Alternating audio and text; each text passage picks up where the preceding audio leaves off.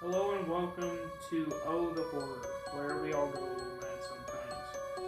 I'm Jack Ellis, And I'm Matt Ellis. and sorry my voice is a little hoarse today, but we are in the weird week in November between Thanksgiving and Christmas. And what better way to bridge Thanksgiving and Christmas but to review a horror movie named after the holiday that does exactly that. We're, of course, talking about Black Friday. Black Friday was released in 2021. Uh, it stars Devon Sawa and Bruce Campbell. And yeah, it takes place in a toy store on the night of Thanksgiving, where an alien virus is released upon the world. A couple things before we get started. I did not realize that Dead Meat would be doing a video on this. I know it really doesn't matter, but if for what it's worth, we actually decided to do an episode on this on Thanksgiving night, the night before he released that video. So we did not steal this idea from him. I will let you know that. But yeah, let's just go ahead and start. The movie begins with a department store on Thanksgiving Day.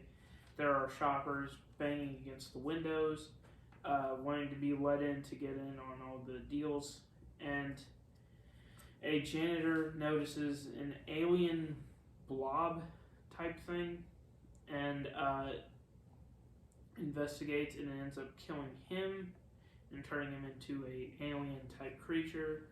And then two of his co-workers come over to see what's going on, and then they are assimilated, I guess you could call it, as well.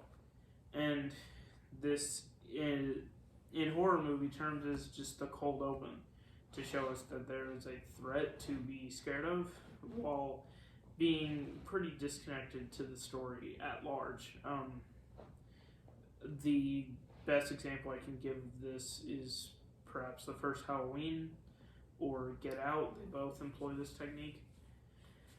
But yeah, and then we move on to the opening credits, where we get very classic Christmas music played over stock footage of different Black Friday havoc of people all packed in like sardines trying to get, Christmas presents. And this is all played in grainy black and white footage, which is actually a really cool concept, because if you squint real hard at the footage being played, it almost looks like the alien virus that's been taking over the store. So I thought that was a cool concept. And yeah, as far as the very opening scene, what are our thoughts on it? I thought it was okay. It was actually the opening scene actually didn't happen on Black Friday. It was like, I guess, a couple days or so before, and it was a regular store worker who was getting everything ready when he was attacked by the virus. I mean, I don't know if that really matters, but yeah, the opening was okay. It was kind of cheesy, but I don't really have any big problems with it. Yeah, going into this movie, this was the kind of movie that I would love, and and you'll find out throughout the video that it was a movie. Um, you'll find out if I did love it, because I watched this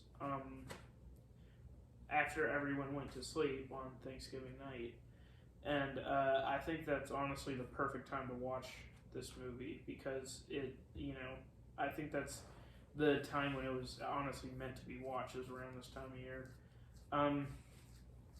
And so I sort of expected good schlocky fun out of it, and I guess we'll see if that ever panned out. So then we start on Thanksgiving Day. For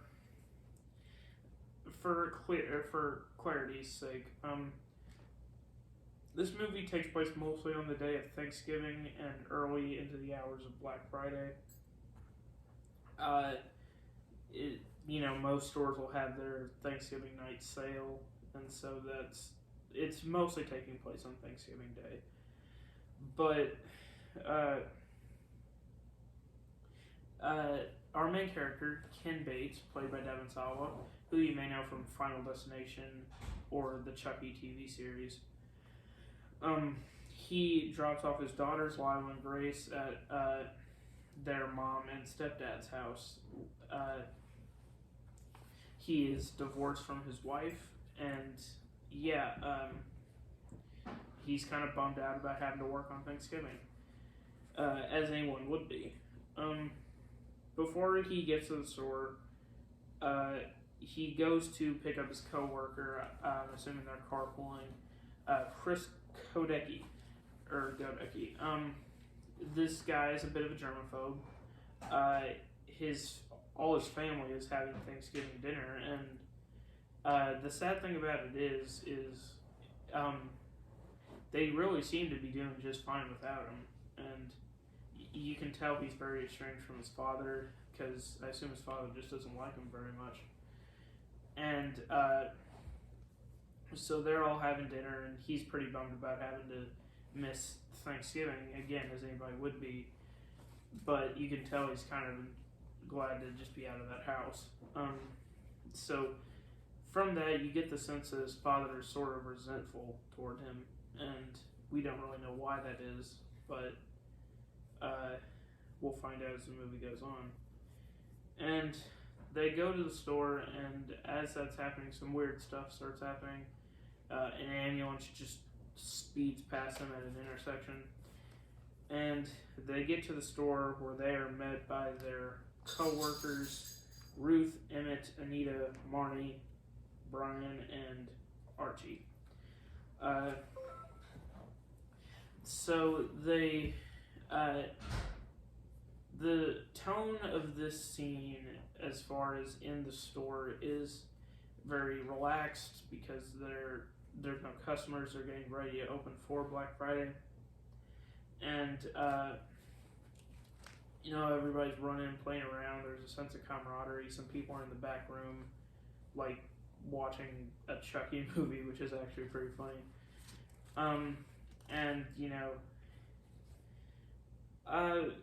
Before we go on, I'll talk shortly about this scene. The weird thing about the scene that introduces the Chris is that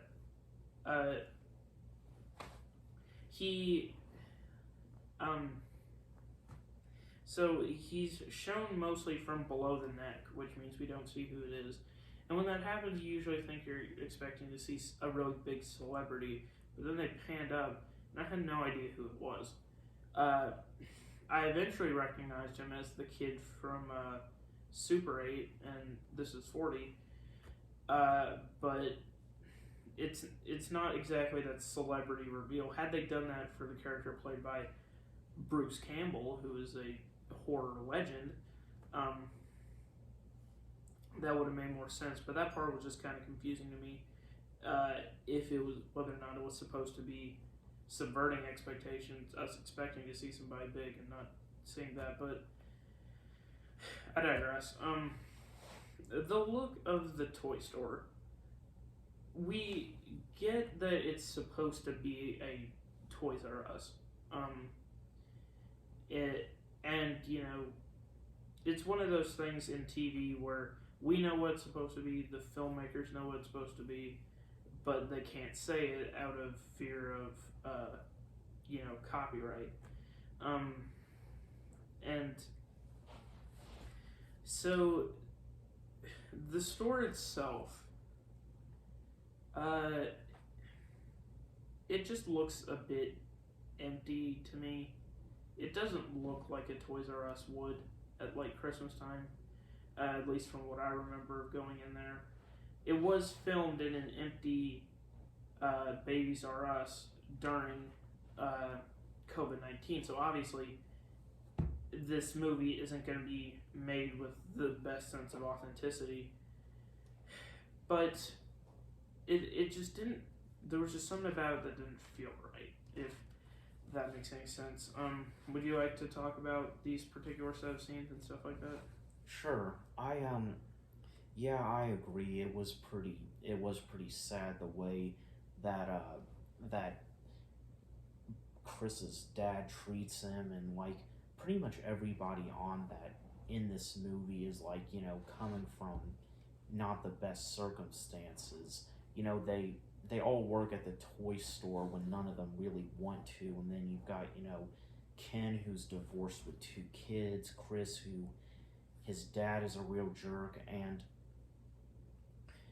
it's so it kind of the only person who really does seem happy to be there is the boss, Jonathan, because of all the power that he gets from being the head of the whole store. But when they all get there, Ken is actually flirting with the character Marlene, who's like probably in her late 20s, early 30s. So yeah, that part made me kind of uncomfortable. I'll be honest. And apparently they've actually been flirting a lot. And one of the things that they talked about, it was Brian and somebody else when they first got there. They were talking about how they changed the name of Black Friday to Green Friday because they thought Black Friday was racist, even though it sounds pretty appropriate to call it Black Friday because there's a bunch of looting and fighting that goes on that night. Please don't get us canceled. You can delete it if you want. Yeah, it's fine. It's fine. Okay, it's natural. Yeah. So they were just kind of having a talk, which I mean, I thought that kind of like put a hole in the movie. Like they said that from now on it was called Green Friday, but the movie was still called Black Friday. Like, if they were gonna officially change the name of it from Black Friday to something else, but they kept the title. I don't know. I just found that kind of weird. I think maybe Black Friday, the reason they kept it that title was to imply that the movie would be dark, akin to the way it's called Black Christmas. Yeah. And another thing, again, I don't get too uncomfortable with people in their 20s, maybe dating people in their 40s in fiction. I was a little weirded out by it in Halloween Ends, with the character of Allison dating a cop who would canonically be like 45.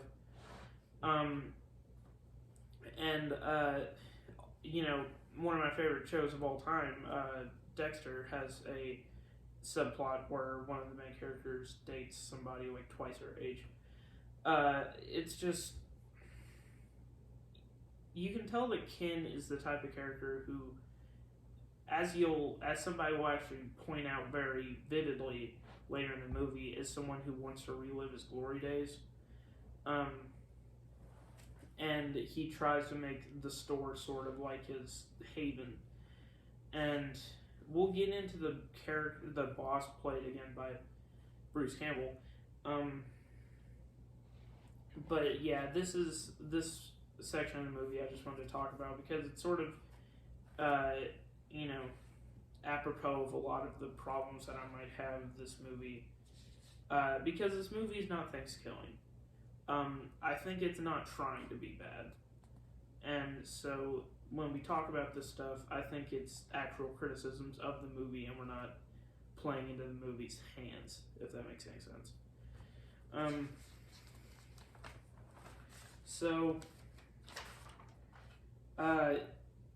They're getting ready for Black Friday, all having a relatively good time, and the assistant manager is all talking to them before the doors open, acting, and it's one of those post COVID-19 pep talks about how you don't get paid enough, but we're still gonna treat you like crap, and that's it gets into another thing with this movie, which we will talk about later, or maybe even sooner. But yeah, it's whatever. We'll talk about it later. Before the store, before the store opens, one guy goes out for a smoke break, and a possessed shopper ends up infecting him, and then that's how the virus gets inside the store. Jonathan Wexler, our store manager, announces to let the customers in, this is our introduction to the character. Bruce Campbell is the manager, and he's so freaking funny in this movie, and so really likable because he's essentially playing like Uncle Ash Williams, and he's sort of. It's such a departure from what he usually does that it honestly is. He's such a hilarious character. I can't imagine him being bad in any movie, but here he's probably the best part of the movie in my opinion. And then we get to the sequence where the store is flooded with shoppers looking for deals, and they're all going insane. And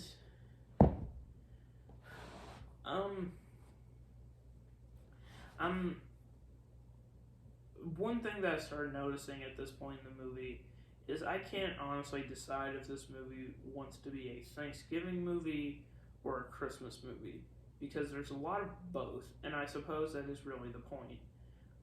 That it's set on Thanksgiving night, that's supposed to be Black Friday, which is mainly a Christmas thing, that's bleeding over into Thanksgiving, and that's when it really gets great. But the vibe between Thanksgiving and Christmas vacillates so much that it's hard to really establish what the tone of this movie is and what holiday it's playing off of. We all know that it's playing off of Black Friday, of course, but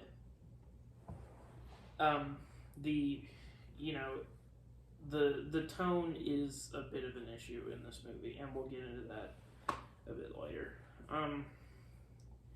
And so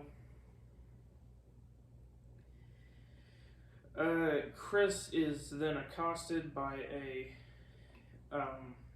possessed shopper and then he fights back by crushing her under a shelf. And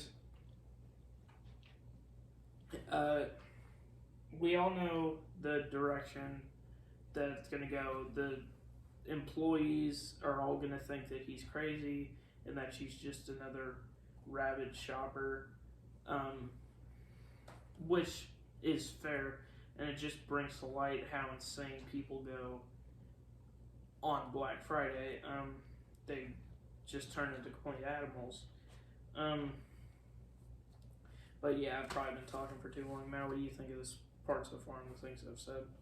Well, I like how you pointed out how the satirical part, like I knew that there was probably satire about how like people go crazy on Black Friday, like it's almost like they're being taken over by their own materialism, like how these people were being taken over by the parasite. But like you pointed out how everybody thought that this woman was a rabid shopper who was attacking Chris when really it wasn't, but it really goes to show how people can't even tell the difference during that night between somebody who is infected by a parasite and someone who's really just that, adamant about buying their little shit, the new edition of whatever's out. But that actually could make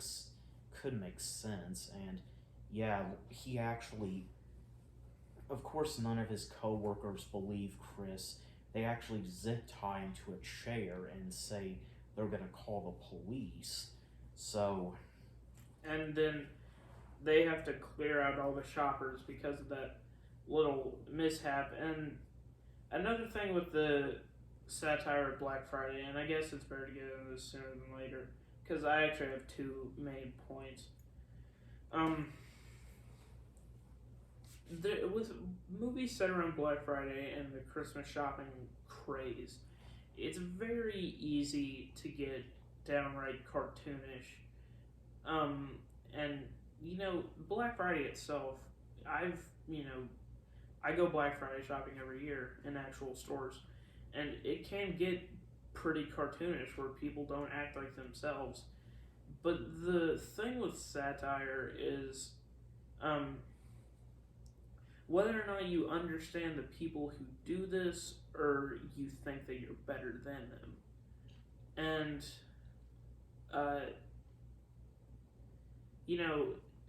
it's easy to kind of throw your nose up at the prospect of Black Friday of people who go crazy for just things that don't matter.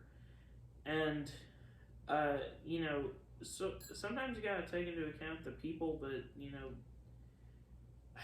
I don't want to not all Black Friday shoppers this movie, but I feel like everything that covers a Black Friday people who Black Friday shop will just be so overly judgmental of them and just say that they're crazy people consumed by consumerism, which is actually kind of ironic, and it's it sort of gives people who do that sort of a bad look. But another thing that I want to bring up just before we move on, and I know that talking about different points of the movie rather than talking about the actual movie is a bit more long in the tooth than we usually do, but I feel like I can't tell exactly what this movie is commenting on. You could say that's commenting on the how quickly I guess how bad Black Friday is as far as people who have to work on Thanksgiving night and people who ignore their families for that, and how quickly people go from Thanksgiving to Christmas and all that. You can talk about how bad working conditions are in the age of COVID-19, and there's so many different interpretations you could make of this movie as far as what it wants to say, and you kind of feel like it's not really saying any of those things. As far as if it's saying everything, it's not really saying anything. Now again, I could be totally wrong about this. This is just personally my opinion. And I don't know why you would honestly listen to this podcast if not for my opinion. But that's mainly one of my thoughts on the movie. And yeah, so they get him in the chair, and all the manager can think about is how to get the store back open because they need to make sales, that night. And then,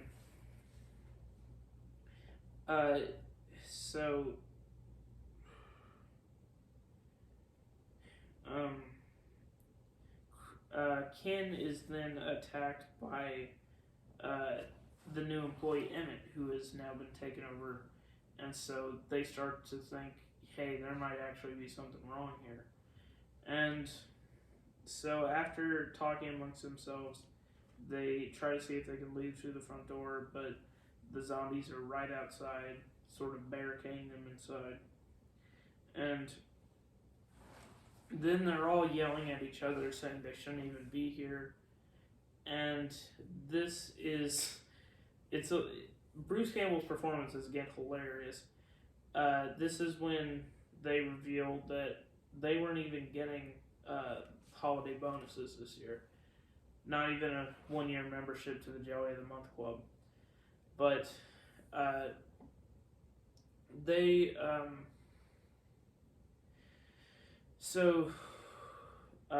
they all are yelling at him, and I was kind of curious as to why they would give out holiday bonuses on Thanksgiving as opposed to closer to Christmas, but that's neither here nor there.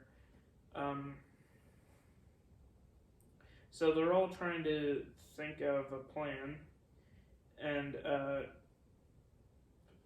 they also realized that there would be layoffs, and this is not uncommon in the post COVID-19 economy, for salary cuts, layoffs, and everything. And then a police car ends up driving straight through the store with a dead driver, and not only that, but now the zombies can get in. And that forces all of them to hide in the storage area.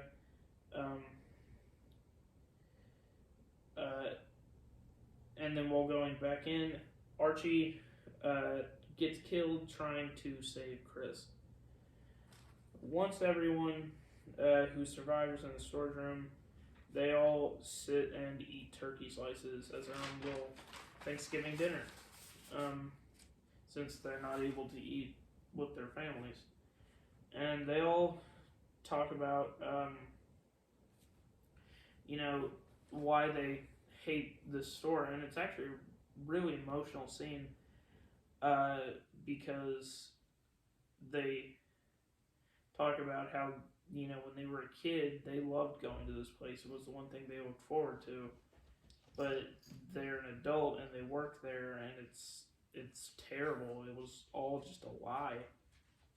And that's a really, really powerful scene. And then Jonathan, their boss, says that he ended up joining this place because he was rather lonely and he wanted, to feel important. And that's, it's this scene is really humanizing to characters that thus far had felt sort of just like caricatures. And so,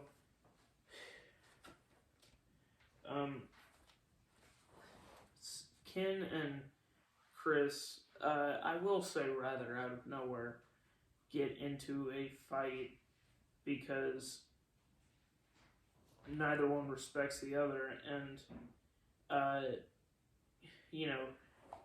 Chris kind of calls Ken out on treating this place like it's high school and acting like he doesn't not enjoy it, and weirdly hitting on someone half his age, and at least he's able to admit that he doesn't want to be there and that he's only there because his dad is apparently charging him rent to live in his house. And there's a really freaking brutal line where Ken calls him a kid, and then Chris is like, no, you see me way too often to be one of your kids. And that was just brutal. But yeah, this is sort of the midpoint of the movie. And Matt, what do you have to say? I really did like this scene too, and the part that you said where you were talking about how a lot of them wanted to work at that store because they loved toy stores growing up. It's kind of, that concept kind of reminds me of like Disney World. Like a lot of, like, it's an amazing place for kids, but like, people, and they grow up and they want to work there because they think it's going to be a great place to work, but really the workers at Disney World are treated terribly. Yeah. Pretty much anyone who works for Disney is, like, whether it's at the park or at a store or... Yeah, most Disney employees actually end up living in motels instead of apartments because they can't afford to live anywhere else. And that's honestly a shock to me because of how much they, charge for everything at Disney World. That they can't afford to, at least pay their workers decently, but I suppose it's pretty apropos of just capitalism at large. And I mean, it's like not even here. Like they have sweatshops. And in the third world, so like yeah, the work the worker aspect of the Disney Corporation is actually quite depressing, whereas the consumer aspect is usually the opposite. But yeah, I liked how yeah, I kind of felt bad for Ken. He had like two pretty sick burns put on him at once, where Chris said, you see me too often for me to be your kid," and that was also the scene where Marlena, I think is her name. Yeah, Marlene. Marlene admitted to Ken that they actually aren't a thing like he thought they were. Like they flirt a lot. They even made out once in I guess the Santa village, but she said that they're really just that they're not anything too serious, and she even said the reason why was because he was like the same age as her dad, and it's just like, damn, poor guy. Yeah, there's a particular word for what they are, but I'm not gonna say it because I think our dad is around somewhere. What were you gonna say, that she's a geezer pleaser? No, those two are essentially just fuck buddies. Yeah. And so after that scene, we get this really funny scene where Jonathan has this big speech about how he's gonna go down with the ship, and all of them are telling him, "No, that's stupid. What are you talking about?" And then once like a zombie breaks in, he just runs for cover like that. It's honestly hilarious. And throughout the movie, you see the alien blob growing in the Santa village, getting bigger and bigger. It reminds me of the movie The Blob, and also the slime from Ghostbusters 2. And I guess I was sort of homaging that, but that's just instantly what I thought of. So they try to sneak out the back and get into a semi-truck and drive away. And along the way, Ken gets bitten by a zombie, and he decides to sacrifice himself so they're safe. And again, Jonathan just can't not be funny during these scenes, and they're like, and he's like, "I'm bitten," and then Marlene is like, "Does that mean you're one of them now?" And then Jonathan is like, "Well, that is the mythos, right?" And then she's like, "Shut the fuck up, Jonathan." I thought that scene was really funny, and so they get in the truck, and I hate to do this, but the back of the truck is so obviously a set. It just feels like a set. And so once the zombies get close to the truck and they can't find the keys, they decide to make a run for it. And while they're running, Brian admits that he bit Ken to make him think they were possessed, or he was possessed, and he actually didn't like Ken and thought he would get him killed, which is... it's a weird subplot. I really didn't get it as far as like... I mean... I don't really know how to feel about that. I know it's really not that big as far as the plot, because the dude literally dies like 5 minutes later. But, I mean, not only like why would he do that, but like, Jack, what? The microphone's really low. Will the sound quality be the same? Oh, we'll switch it up. Oh, here we are. Okay. And Yeah.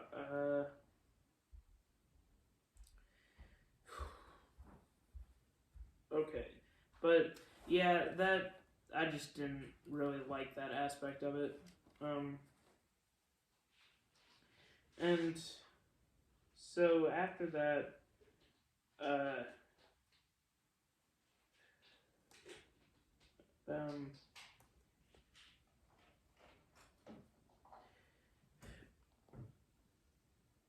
so they all get up to the roof to get away from the zombies, and this is where Jonathan sacrifices himself to uh, keep them all safe because the zombies are getting through the roof, and this is another great scene because any scene with Bruce Campbell is obviously going to be great. But what I really like about it is the whole movie, he's acted like this job is fun and he enjoys it. And at that point, you can honestly believe it. But then he has this speech at the end where he's talking about everything that he hates about this job. And you really feel that all this anger is just bubbling over. And, you know, he's really giving his life to the place, or, you know, he's giving his life to the place that he secretly hated all of these years. And if it's going to go down, he's going to go down with it. Not in the going down with the ship sort of way, but in the way that, this place isn't going to die without me being involved. Which is actually, I don't know how to describe why I love this scene, just that I do, in the sense that, it's just a really great scene. I don't know how else to say it. But yeah, I've probably gone on long enough. Matt, what do you think? I thought that was actually a really interesting twist where he was bitten, and as it turns out, it wasn't. It was actually one of the coworkers that did it, which, like, I really did not in a million years see that coming. I will admit, I just would have thought he was bitten by a parasite, and it was as simple as that. But I guess not. And yeah, so Marlene, Chris, and Brian all go to the parking lot. They're actually able to get off the roof through a dumpster, or they jump into a dumpster, and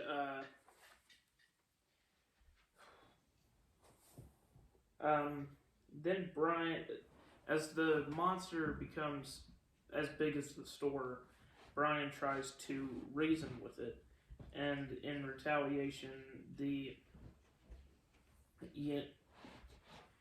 monster just flicks him through the air like he was weightless, which is really, this guy definitely wasn't weightless. Yeah, and it's just so that part was really funny to me, and then Ken comes out after having fought a different parasite with the help of the new teddy bear that's sort of the hot item that year, who's actually voiced by Seth Green. Fun fact. And then they hatch a plan to have Ken distract the monster while Chris drives the forklift over towards the monster, so the monster will take it and then flick it towards itself, and hurt or even kill itself. This plan is successful, and then they are able to get to Ken's car and drive away as the sun rises. As several other monsters take over several other stores, as sort of a metaphor that Black Friday sort of ruins every store. So that was Black Friday. I haven't. Usually, I'll think of a rating that I'll give it over the course of the video, but this one I haven't really been thinking about it, so I'll talk you through what I liked and what I disliked, and maybe I'll be able to think of a rating. This movie was good as far as camp value, in the sense that how should I say this? This was sort of like a Christmas version of The Faculty with Josh Hartnett, and it has all the makings of a really great B movie that you can watch every year. This movie has several problems, few due to the writing, but mostly done due to its budget, which honestly cannot be helped due to COVID-19 restrictions.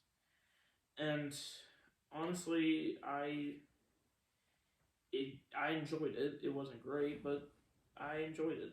Matt, what do you think? I thought it was an okay movie. Like, it's good for just having something to watch. But yeah, I mean, I don't really have much of an opinion on it either way. Yeah, so I'll probably give this movie a 7 out of 10. And I'll give it a 6 out of 10. Well, anyway, soon enough we'll be moving on to various Christmas videos, and we might even have our first watch-along as opposed to a regular video, so stay tuned. For now, I am Jack Ellis. And I'm Matt Ellis. And this has been Oh the Horror. We'll see you next time. Thanks for listening.